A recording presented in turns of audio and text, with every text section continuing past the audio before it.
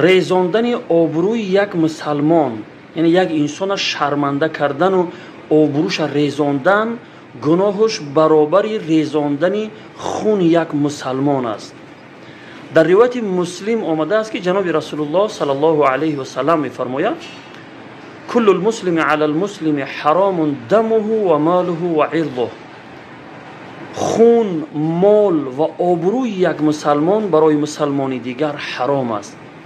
یعنی ببینه که پیامبر خدا صلی الله علیه و سلم در این حدیث آبروی یک مسلمان را در برابر مال و خون او قرار داد.